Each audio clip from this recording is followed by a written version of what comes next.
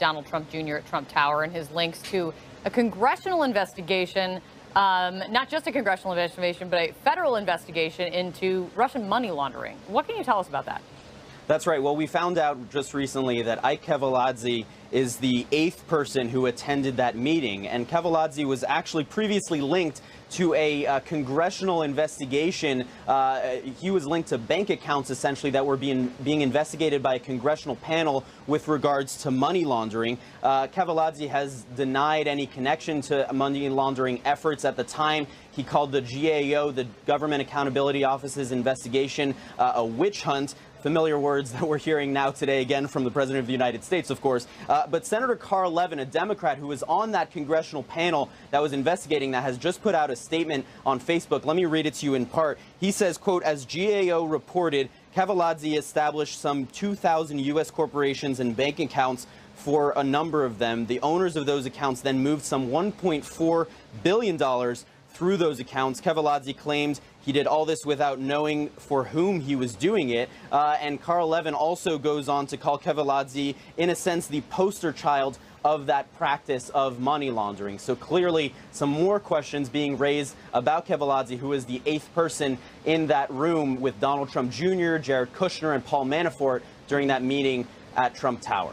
Kate? Very interesting. Jeremy, thanks so much for bringing it to and laying it out. I really appreciate it. Joining me now on this to discuss is former U.S. Attorney Michael Moore. Joining me now. Great to see you, Michael. Good to see you, Kate. So let's talk about that. This 8th person in the room, Keveladze, from that now infamous 2016 meeting, he's identified and he's being linked to this federal money laundering investigation. This was back in 2000 when this was all being investigated. Is Robert Mueller going to be looking into this? You know, I think Bob Mueller actually will look into a lot of it, and these investigations take a long time, and some of this information will start to come out as that goes on. Hopefully not a lot. We don't want to have leaks in the investigation. But the problem with these explanations about the meeting, it's kind of like those little dolls that the Russians have that have, you open it up and there's another doll inside, and open that up, called a babushka doll. You know, that's sort of how this is. Every time we look into the meeting, we start investigating, we pop the top off and look in, another little Russian pops out.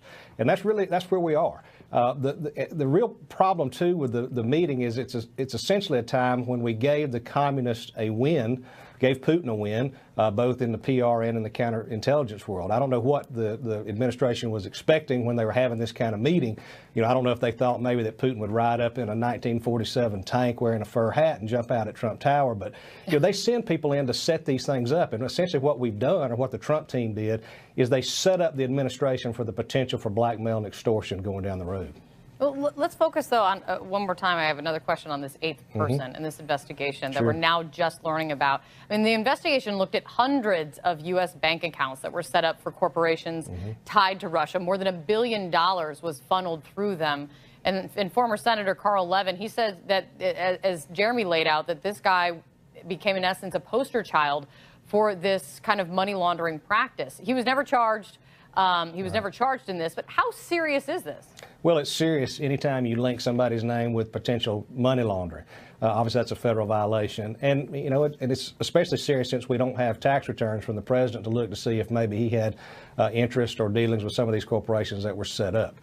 Those things can tell us a lot, too. So, you know, the web continues to get thick, and we're just not getting the information from the administration that we need. And for some reason, they seem to be particularly protective and interested in having these ongoing discussions with the Russians.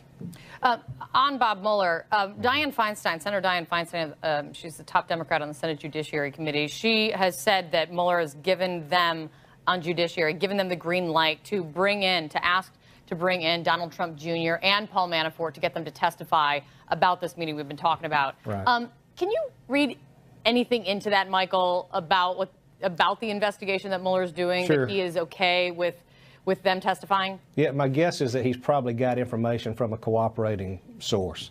And he may already have the information he needs about the meeting and is now willing to see whether or not statements come out that are contrary to what he thinks he can prove from other evidence. So, you know, if he was in the midst of wondering whether or not there was some nefarious intent in having the meeting, I doubt he would have given his okay.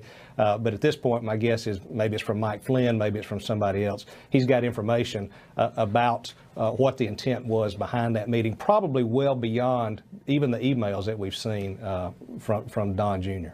Well, we will stand by to find out. Great to see you, Michael. Thank you so much. Thanks, now.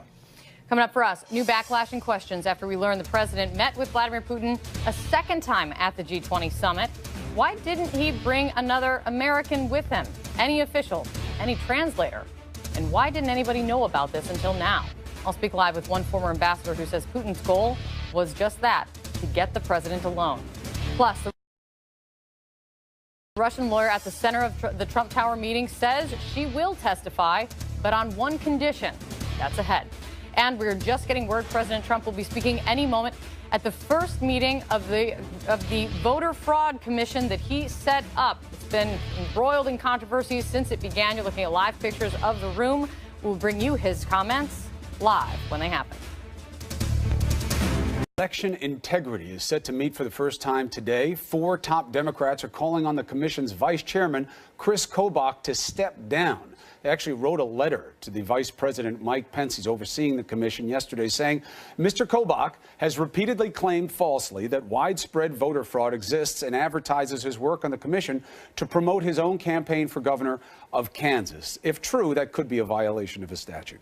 These actions undermine the integrity of the commission and raise significant concerns the commission will be used as a tool for voter suppression. Chris Kobach joins us now. It's good to have you on the show again, sir. What is your response to the criticism? My response is it's ridiculous. First of all, they allege that somehow I'm not qualified because I've pointed out widespread voter fraud in my own state of Kansas. We're litigating our proof of citizenship requirement when you register to vote.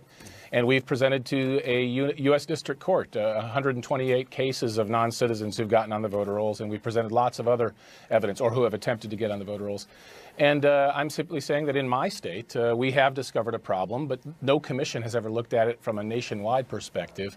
And so the other thing they claim is that somehow a commission studying this issue results in voter suppression. So to try to decipher that for you, I think they're saying that if a commission studies the problem in Washington, D.C., somebody out in California is going to decide not to vote some November. It doesn't even make sense. And in their letter, they don't even explain what is really a ludicrous argument. They're making their case. Of course, there's politics here, but I think that the general assertion is that you are looking for a problem in the name of suppression, and they're targeting you because you've tangled on this issue before with the ACLU and, frankly, recently lost. And you said more than that there were issues in your own state. You said, I think the president-elect is absolutely correct when he says the number of illegal votes cast exceeds the popular vote margin between him and Hillary Clinton. There is no basis for that, in fact. Well, that was back in January or so when the president had made a statement similar to that. And my point was that, as I explained, if you took the quote in context and you read what was said before and after that, I was pointing to a study from the 2008 election that showed that several million non-citizens actually voted in that election. And I said it's conceivable if the same percentage in 2008 voted again today or in 2016, that you could have a similar result. So I was simply saying it was plausible. The quote is inaccurate. I think the president-elect is absolutely correct when he says the number of illegal votes exceeds the popular vote margin between him and Clinton. The point is that if you put it back in context, and then I went on to say there was a study that showed, and then I said if the same percentage of non-citizens in 2008 voted in 2016, then potentially you could have that issue. But let's make it clear. The commission is not set up to prove or disprove President Trump's claim. The commission is simply to put facts on the table. So if, as the Democrat members of Congress who wrote that letter contend there is no voter fraud, then we will make their case for them because the commission will come up with nothing. So the idea that you should stop the commission from even looking at a problem because there's going to be something we don't want the American public to see, that's outrageous. Let's just put the facts on the table, and you can decide, Chris. Because, Chris, let's say that the facts come out, and there are 1,000 cases of voter fraud in the whole country. But what facts are going to come out? I mean, you are getting criticized because the information you're asking for either was seen as being overreaching or, according to experts, you couldn't find out whether or not there's a problem with the information you're asking for. You'd need other data to do a real analysis. So let's be specific, Chris. The information we asked for is the publicly available voter rolls. You can walk in off the street in New York and ask that in your state. Any person watching can walk in to a county election office and ask for that. It's publicly available. The reason you need that information is to do things like if someone comes before the commission and says 100 people voted in this state in this election year, and we believe they were deceased at the time the ballots were cast. we can look at the voter rolls and say, well, those people weren't actually registered in that state at that time, so your claim is false, sir. You have But to those start. secretaries of state are already saying they know that. They've done it within their own states, and they don't need you to certify their findings. As a Secretary of State, I'm very familiar with what other states have done, and most states have not actually done an in-depth investigation of voter fraud in their state. Part of the reason we have in Kansas is, as you mentioned, we are fighting the ACLU in multiple court cases to keep our proof of citizenship requirement in place. Right, and that's what is fueling the concern, right, is that that's who you are, and that's what you want, is to change the requirements to voting, to require people to show proof of citizenship, and that they're concerned that that's what you're using this commission to do, to advance your agenda of what could be construed as voter suppression. Well, you forgot to mention another thing, Chris, and that is it's a bipartisan commission. So it's a 6-5 Republican Democrats. But you don't have a Democrat vice chair alongside you, should you? The commission doesn't have two vice chairs. Should it? It's perfectly normal. I only have one vote. It doesn't really matter.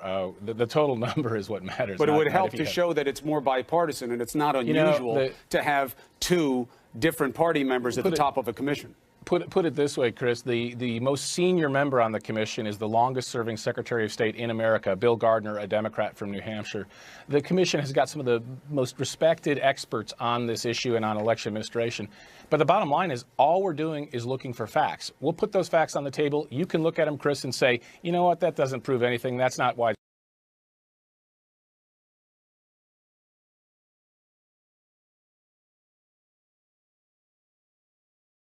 I think that data can be a tricky thing, and people can use it to make different suggestions that is a function of what they want as much as what the numbers show. I think that's the concern, especially with the information you're asking for. Again, it matters that experts who look at data analysis and voter registration efforts and are behind these studies that you quote, and by the way, as we both know, the study that you're pointing to, the guys who own the data came out and said this study is bogus for legal votes, that they should not have drawn these conclusions off my data. So the concern is you're not going to have the data to draw a conclusion except the one that you want to draw, which may feed your voter suppression efforts. No, so you make a good point. There are studies out there that do sampling. So that one study was based on interviewing voters, calling them on the phone and asking them, are you a U.S. citizen? Yes, no. Did you vote in the 2008 election? Yes or no. Now, then they sample, several thousand people, and they draw a conclusion from a sample. You're right. Experts will always dispute whether that sample is good enough to draw conclusions. This commission is going to be looking at real figures, real numbers, real voter rolls, and real cases, not just doing surveys. That's the big difference. Well, there's never been a nationwide commission to actually look at real cases of voter fraud, look at real instances. So, for example, the Pew Foundation has sampled and has concluded that there are more than 1.8 million deceased people on the voter rolls. And they acknowledge that that is probably a low estimate, but it's just an estimate. Wouldn't it be better if a commission were able to get some real hard data and not just make an estimate, but actually present some real numbers? That's what we're talking about here, is just presenting numbers so the American people can decide. And we can come back and have a discussion a year from now, and you can say, Chris, I draw different conclusions than you do. And that's fine. But let's at least put some numbers on the table. And there's so much debate about this issue. Why wouldn't we want more facts on the table? Well, I don't know that there's any debate about whether or not 3 million people voted illegally in the election. No, about the issue of voter fraud. No, about the issue of whether voter fraud affects elections. Again, the reason I don't think the word a lot of debate over it is because we don't have any factual basis for saying that there is a problem with illegal voting in this country. It has never been seen as a scale that would be relevant on any level, except when one person named President of the United States, Donald Trump, said it's why he lost. Well, I've studied this issue a lot. I've told you the 128 cases in Kansas. Anytime you have a close election and if you have one or two non-citizens voting, it can swing that election. There was a case in North Kansas City, 2010 primary election, won by one vote for a state legislative seat on the Missouri side of the state line, Rizzo versus Royster. Mr. Rizzo won by one vote, but it was alleged that more than 50 Somali nationals voted in that election in sworn affidavits from the poll workers in that election. Yeah, I'm familiar with the case. So there are many cases where a close election can be swung by a few fraudulent votes. And I think as someone who's charged with administering elections and as someone who's an American and cares about our system, why wouldn't we want to minimize the chances of elections being stolen, of your vote being canceled by an illegal vote? or my vote being canceled by an illegal vote, someone who's not qualified or who's voting fraudulently for some reason. That's all we're trying to do. We'll see what the commission comes up with. I'm just saying there are bigger concerns than illegal voting that this commission could be looking at, like Russian interference. So we'll see what you come up with, and we're always welcoming you on this show to discuss what matters. All right, take care. All right, Chris Kobach, thank you very much. There's a lot of news, including the latest in the battle over health care. Is there a way forward to make sure that your health care is safe? Let's get after it. The White House says President Trump had a second undisclosed conversation with Vladimir Putin. What the hell is Donald Trump's obsession with Vladimir Putin? Why won't he be straightforward about it? It's a little extreme for us to somehow make this into a conspiracy. We're also learning the identity of the 8th person in Don Jr.'s Trump Tower meeting. It's very disturbing. It's taken us this long for this kind of information to come out. We'll just let Obamacare fail. That's just heartless. We're talking about real people here. I regret that the effort to repeal and immediately replace will not be successful. This is a real Mitch McConnell failure. This is New Day with Chris Cuomo and Allison Camerata. Good morning, everyone. Welcome to your New Day. It is Wednesday, July 19th, 8 o'clock in the East. Up first, the White House downplaying reports that at the G20 summit, Mr. Trump and Vladimir Putin had a second undisclosed meeting. The president reportedly had an hour-long conversation with the adversary without any American officials present and no official record of what they discussed.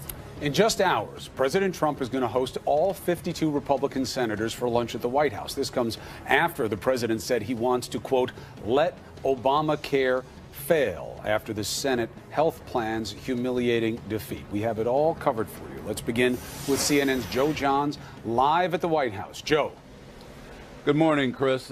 That first meeting, that 2-hour meeting between President Trump and Vladimir Putin caught the attention of the world, and now we know it wasn't the only time the two men spoke face to face. The White House confirming a second encounter at the G20 after reports of it surfaced in the news media. President Trump lashing out, calling coverage of his previously undisclosed second meeting with Russian President Vladimir Putin sick and alleging it's been made to look sinister. A senior White House official tells CNN the discussion on the sidelines of a G20 dinner lasted nearly an hour and no other U.S. officials were present. Ignoring protocol, the president relied on a Russian translator, leaving the U.S. with no official record of their conversation. The White House downplaying the second encounter, asserting the insinuation that the White House has tried to hide a second meeting is false, malicious, and absurd. This new revelation, the latest in a string of undisclosed meetings between Trump associates and Russians. This kind of private meeting is virtually unprecedented in the diplomatic world. There seems to be a pattern of reckless or willful concealment of contacts with the Russians. This meeting coming to light as CNN learns new details about the 8th person in attendance at the June 2016 meeting where top Trump aides hope to get damaging information about Hillary Clinton from the Russian government. That man, Ike Kaveladze, seen behind the president in 2013 in this exclusive video obtained by CNN, is a senior vice president at a real estate development company run by Russian oligarch Aris Agalarov, who has ties to Putin. There was absolutely no conversation between either Agalarov and the Russian prosecutors or the Russian government about Hillary Clinton or the U.S. campaign ever. Didn't happen. According to his attorney, Kaveladze believed he was attending a meeting as a translator for a Russian lawyer, despite the fact that she brought a translator with her. In 2000, Kaveladze was linked to U.S. bank accounts that came under congressional investigation for possible money laundering on behalf of Russian brokers. He was not charged.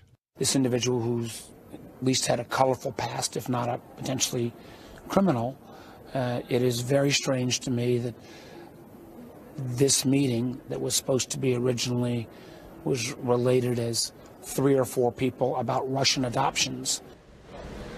Also this morning, CNN has confirmed that Russian lawyer, Natalia Veselnitskaya, who met with Donald Trump Jr. last year, has offered to testify before the United States Senate in order to clear up what she has called hysteria over the situation. Meanwhile, Senator Dianne Feinstein of California has told CNN that the special counsel, Robert Mueller, has given the green light for 2 witnesses to testify before the Senate Judiciary Committee. That would be Donald Trump Jr.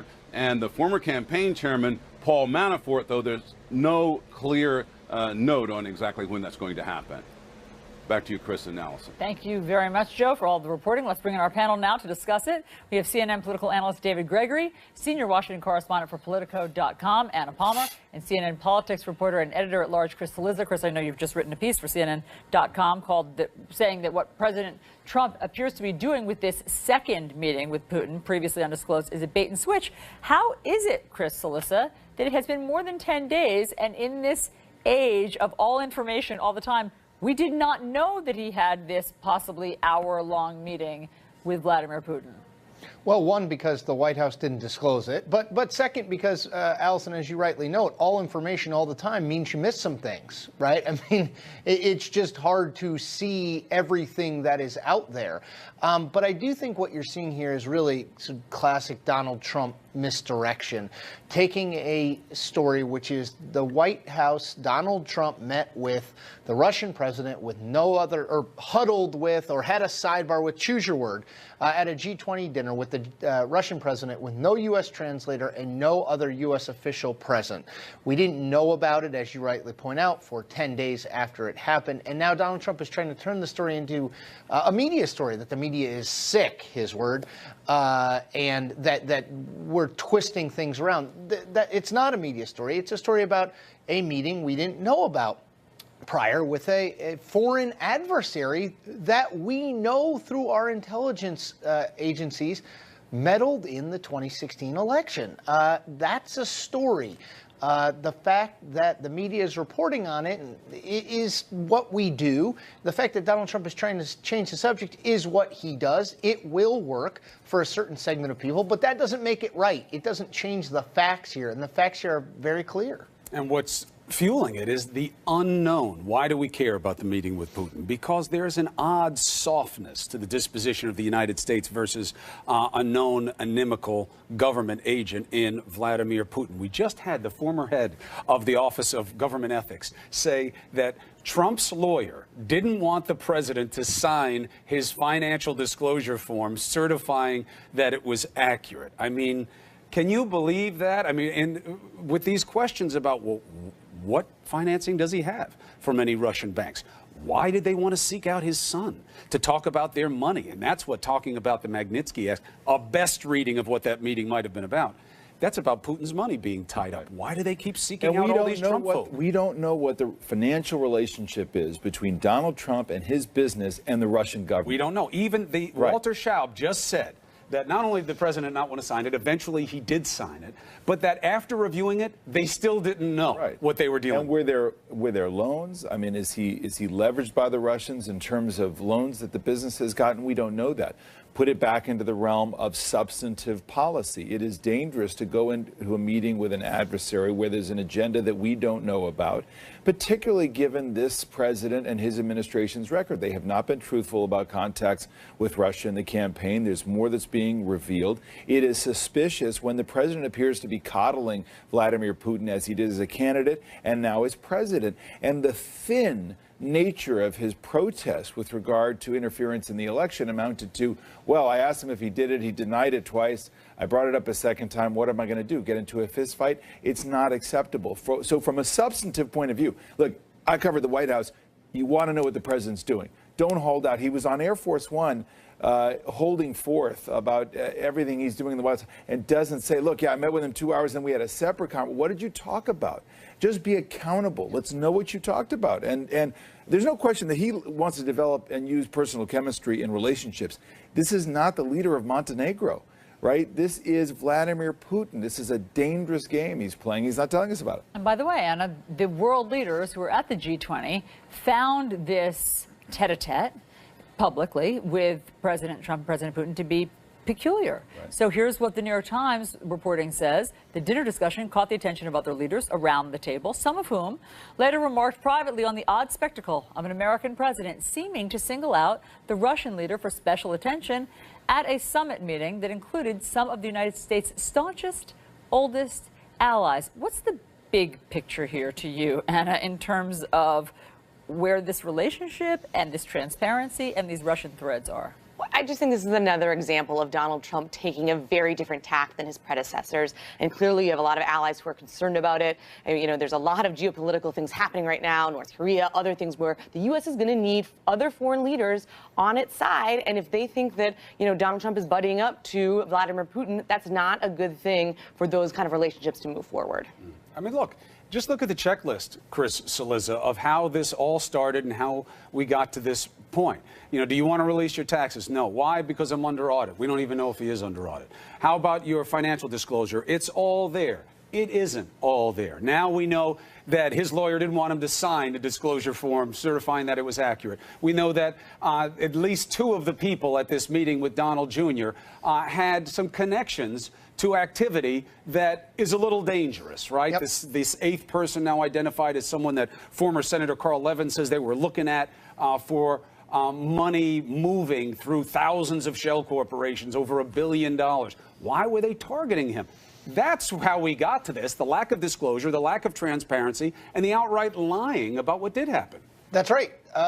Context. This sidebar with Putin didn't happen in a vacuum, right? There's been a lot here. The most recently, the revelations about the Donald Trump Jr. meeting in the summer of 2016. So this is not an isolated incident. The other thing I would say, just from a human nature perspective, what Donald Trump is essentially doing is he's got a box, right? And he essentially says, nothing to see here. This box isn't important, but he always keeps it with him. People are like, what's in the box? He's like, nothing. It's not important. No need to see anything in here. No box. But he's always got it with him. This is the problem. At some point, you've got to open the box and say, see, there's nothing in it. You can't just say, take my word for it. Everything in my financial records are great. It's perfect. David Gregory keeps making this point, the exact right point, which is you can't continue to say, everything's fine. Take my word for it. Take my word for it. Take my word for it. When your word has repeatedly not been borne out to be right. What Trump wants is to pull off some coup with Putin, some agreement to break some new ground. But all you have to do is look back at the past 2 presidents who actually used, all the expertise that was surrounding them, unlike Trump. And they were confounded by Putin as well. You've got to be careful, and I think you have to have some distance from this leader in order to really faithfully formulate U.S. policy toward it. Well, look, Anna, very quickly, his supporters, the White House, point to the Syrian ceasefire as success. This is what happens when you speak to Putin. You can actually come together with some agreement that works for the U.S. Yeah, I think they see this as, kind of him doing business the Trump way. They defend it very aggressively. I think the problem is, to David's point, that oftentimes what happens is what he says, didn't happen, then the story changes 5 times later. And so it's hard to have a lot of credibility when they go to the press and say, no, there really isn't anything that was happening here. So that's going to be the biggest problem, I think, as this continues to unfold. And the nature of what's actually happening on the ground in Syria is also very soft information. Yeah. So we don't know what's going on. Panel, thank you all very much. President Trump trying to turn the page on health care. He's inviting all 52 Senate Republicans to the White House for lunch today. The president raising eyebrows after saying that he should just let Obamacare fail. CNN's Suzanne Malveaux just spoke with a senator at the center of this debate. She is live on Capitol Hill. Give us the latest, Suzanne. Hey, good morning, Allison. I just spoke to Senator Rand Paul of Kentucky, one of the conservatives who's been a holdout on this, saying that it does not go far enough in repealing Obamacare because of taxes, subsidies, and regulations that are still intact. He believes that Senate Majority Leader Mitch McConnell's call for repealing Obamacare and waiting for replacement is a good one, at least a partial victory for conservatives who've been calling for a clean repeal of this. But they voted back in January, 51 out of 52 Republicans said yes to that bill, but it ultimately failed. And I pressed him on this because he said, well, maybe it'll take more time for them to change their minds. But there are 4 Republican senators who are dead set against this, and Senator Paul saying, well, perhaps there will be a political cost. I think the vote will at least make them take a position Right now, people are taking a position without a vote. A vote sometimes makes it a little more serious. And so I think if you were for repealing Obamacare and you're no longer for it, the people in your state deserve to know that. And it really just underscores the incredible division here, the philosophical differences within the party themselves, that this is not likely going to change just over the weekend. Again, 4 Republican senators saying no, that they're not going to even move that particular part of the legislation forward. Chris. All right. Thank you very much, Suzanne. Appreciate it. So here's a question for you. What happens if President Trump gets his way? Will Obamacare fail? That's an important premise. We're going to ask a Republican governor next.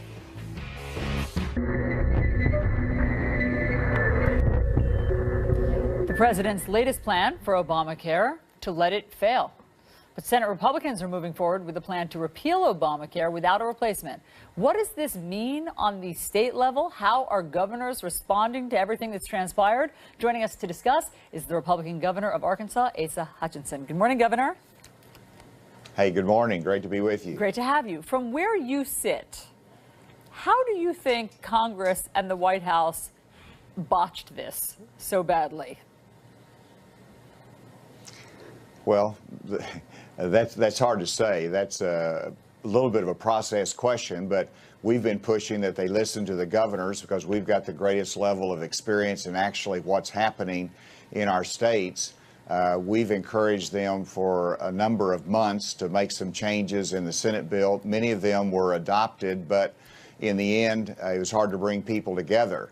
The message that I have is they need to continue their path of reform, though, and not give up. Let's talk about that, because it seems as though certainly the president is ready to wash his hands of this.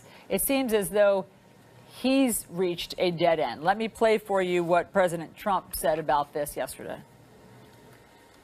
We'll just let Obamacare fail.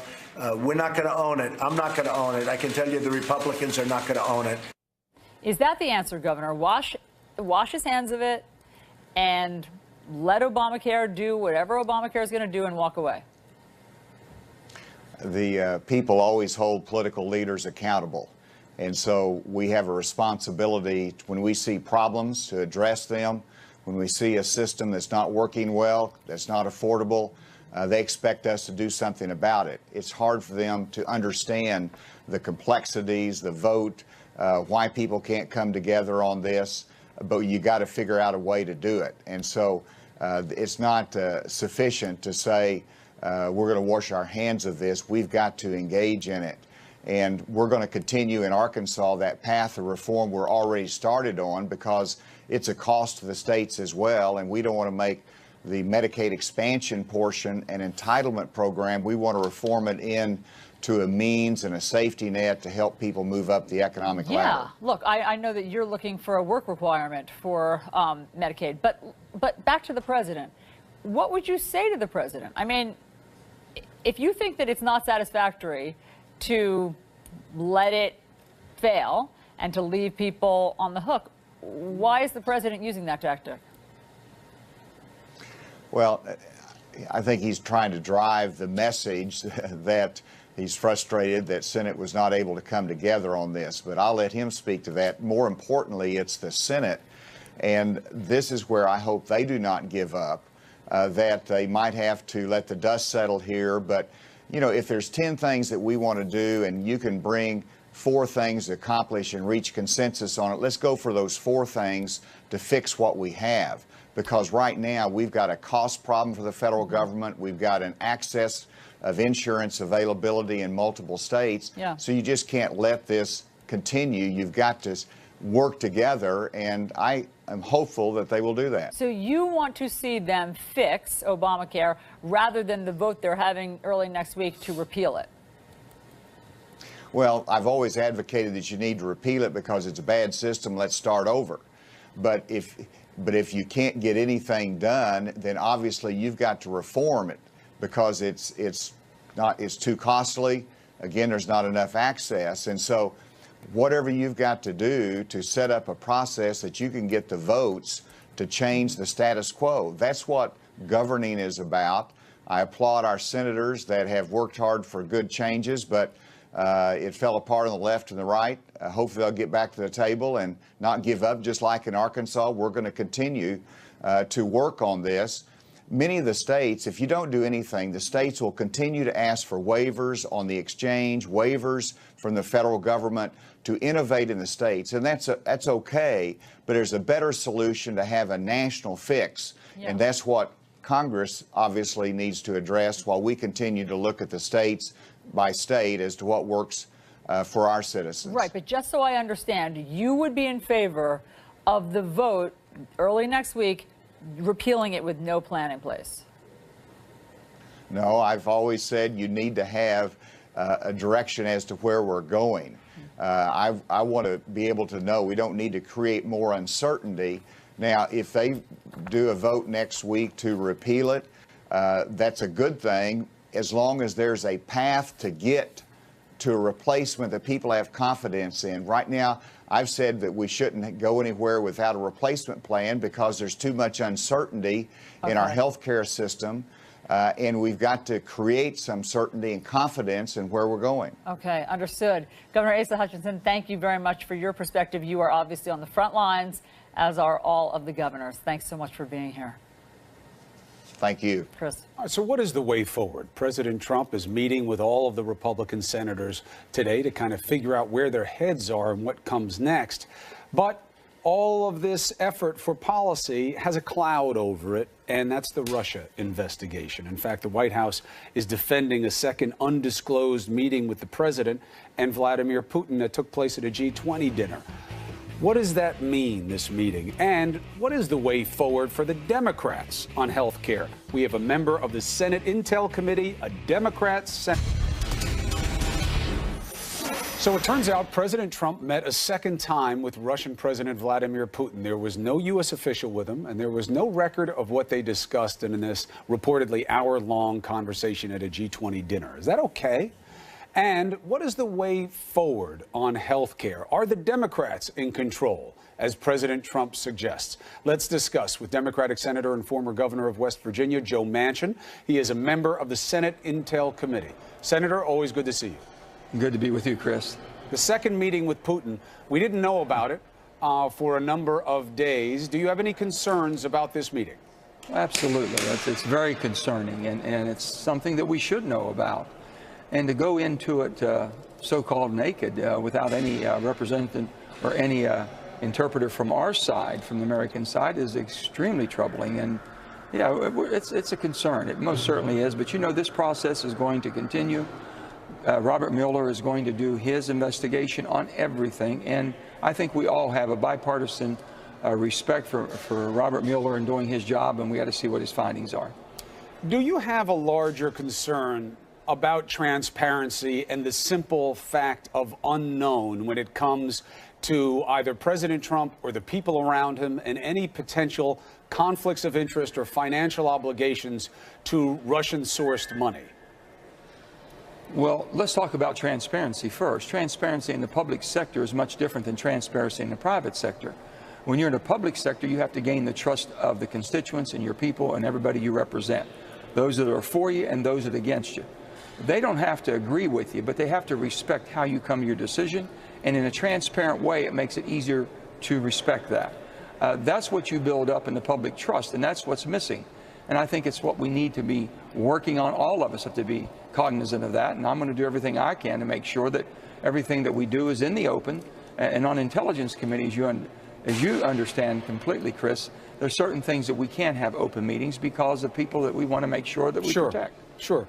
And what do you make of the fact that the former head of government ethics says, you know, Trump's lawyer didn't want him to sign his disclosure form certifying that it was accurate, and that we now know that people in this meeting with Don Jr., one of them was looked at by members of the Senate for moving money over $1 billion into different corporations, and that they seemed at a best read to want to work Don Jr.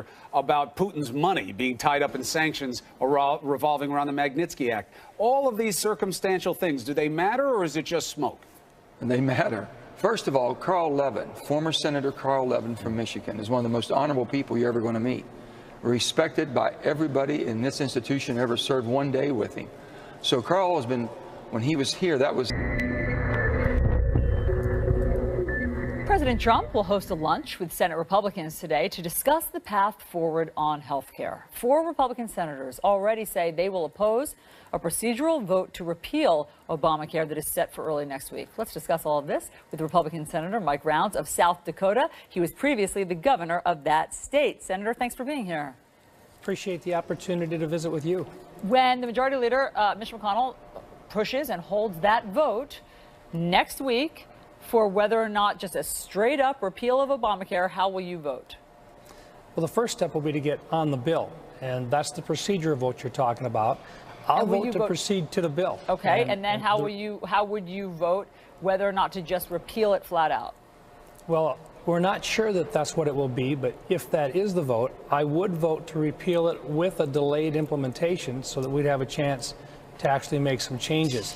It won't fix the problems that are coming up between now and the end of the year, but it would be a step in the right direction to get to a final fix for the healthcare industries. But just explain that to us, Senator. How, sure, if you voted to repeal it now, where does that leave people? The next step would be it would be exactly where they're at today. It would not change anything for a period of 2 years, which is not good news because this particular system right now is not working the way that it should.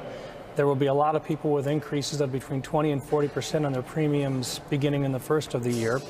It will not stabilize the markets, but it would give us 2 years in which to actually find some alternatives, Republicans and Democrats alike, so that we could actually fix this system that's in place today. But that's awfully optimistic. I mean, you've had 7 years, quite frankly. We don't have a choice. We have to fix what's currently in place. The system today, regardless of where you're talking with folks across the United States, their premiums have not gone down, they've gone up. But rather than focusing on what's not working today, there is a proposal that we've been working on for the last 6 months. It's getting better. It may not be perfect yet, but it most certainly is better than what Obamacare is today or what it will be next week. I mean, I'm sorry to interrupt, but you could just work with Democrats to fix it rather than repeal it. There is a discussion that goes on that says that if we could get a group of us to actually sit down side by side, let's get past the question of whether we're repealing and replacing or fixing. The reality is the concept behind Obamacare in the first place does not work. Companies are not going to share profits between themselves if they go over 85% in terms, or under 85% in terms of their actual expenses, which is what one of the premises is in Obamacare. Yes, I understand. But I mean, look, there is a difference between repealing it with nothing else and fixing it. There is a difference. And by the way, one more thing, you said there's no other option. That's not what President Trump has said. President Trump does think that there is another option. Let me play for you what his suggestion is. But we'll just let Obamacare fail. We're not going to own it. I'm not going to own it. I can tell you the Republicans are not going to own it. Okay, so that other option that he's suggesting is do nothing. Walk away, let whatever the problems are with Obamacare, bring it down and let it fail. I respectfully disagree with that approach. That means a lot of people are going to get hurt. It is true that Obamacare is failing under its own weight. There's no question about that. But that doesn't mean we sit back and let it happen. The fix that you're talking about can't be done by simply tinkering around the edges. We have to make major changes in this health care proposal that's been in place now since 14. We know it does not work. There's a better way to do it. I think Republicans and Democrats probably could get together and fix it, but there's a political divide. Next best step is to work through the issues, come up with a proposal that we can get 51 votes on. I think we're getting close. I really don't want to give up on it yet. I think we can begin the process of actually making the changes that are necessary that will slow down the increases in health care in terms of premiums for people across the country. Yeah. The real issues that are dividing us is whether or not we've done enough to make those changes work within the Republican Party. We had a good chance to talk with some of our Democratic colleagues yesterday afternoon, former governors. We visited, we're really not that far apart in terms of what we want for our country and the health care that we want to have for folks that are out there. Yeah. But we're not going to get there in the next couple of weeks, I'm afraid. Well, listen, today you are going to lunch at the White House. Are you going to share your thoughts with the president? Are you going to tell him that his plan sounds irresponsible to you? I think most certainly, I think there's a group of us that have already begun that process. We shared yesterday with the vice president at noon lunch in a very informal way that we think that there's still hope in trying to make the repairs. We'd rather work together to find a common agreement or to make modifications to what we've been working on for the last several months. I think there's a lot of good quality in what we've proposed already. Not perfect, but most certainly better than what's currently in place. And I'm not ready to give up yet. I don't think the people in this country sent us here to simply, it's a concern. Last year, protests and threats of boycotts erupted over a similar